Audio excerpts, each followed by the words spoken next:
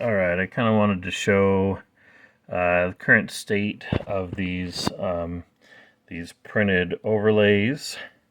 This is working on The Simpsons right now. So I wanted to show how I kind of line this up. I've got this printout here, and I just kind of line it up so that the top scan line is just under the bottom corner of the screen. I like to have it just touching the screen like that. Then I come over to the other side, and I just nudge it up the same, and then I check that it's the same line going across the whole screen. In this case it is. I'm not going to tape it right now because I'm going to try this on some other cabinets. I have just a tiny bit of kind of a scan line CRT shadow mask kind of underneath the scan lines, and that has kind of a cool effect too. I'm not sure if you can really see it on video, but it's pretty subtle, but it just kind of adds a little bit of that kind of CRT flavor in the background, and also it can hide some of the misalignment issues with the scan lines and the pixels if you're not standing in exactly the right place for them to line up. And I haven't decided if I like this better than just the straight scan lines yet.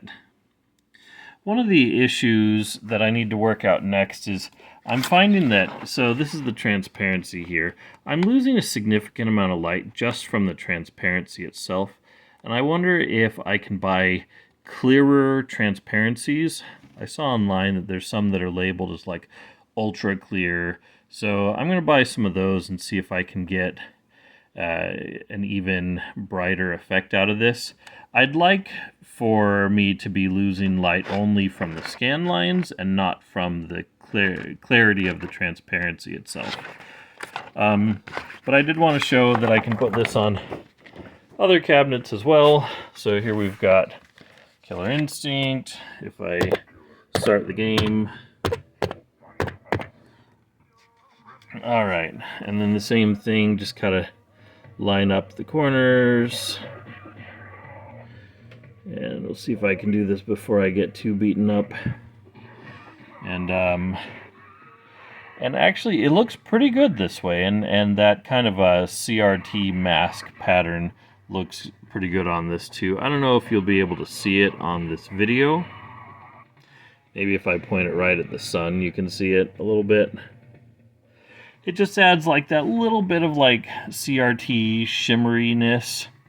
Anyway, this game looks kind of terrible without scan lines, so it's this one has a software scan line option, and so I'm still trying to decide if there's any advantages in using my scan lines over the built-in ones. But I know you lose a lot of light from the software scan lines, and you know, so if I can dial this in to lose less light, that's a big advantage. We can try it on Ridge Racer. It also works pretty good here too, although I think with the polygons, I don't mind not having the scan lines on this one as much, but it is nice to get kind of a scan line treatment with the kind of PlayStation 1 kind of look, and adding that mask pattern on the background kind of gives it, you know, just a little bit more of that shimmery CRT look. Looks really good on Outrun, if I can get it lined up right.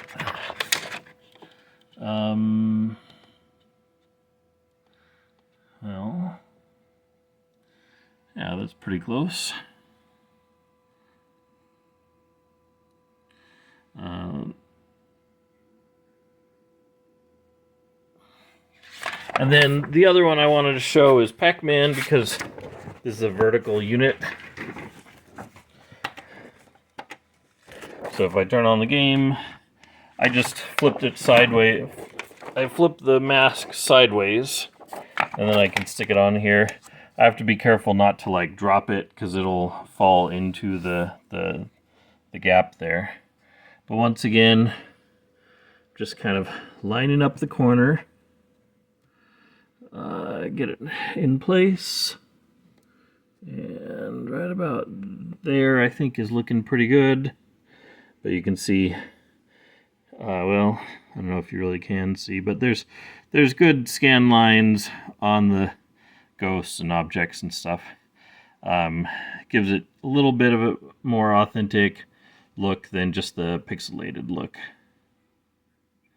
Anyway, so far the spacing of the scan lines and pixels on all of the CRT, all of the arcade one-up cabinets that I've tried have been consistent. They're all the same. So I really can use the same printouts for Pac-Man, Outrun, Ridge Racer, Killer Instinct, The Simpsons, and Ninja Turtles back there as well. And so so I'm glad that, you know, it looks like I really can kind of standardize these. Anyway, so that's the update today.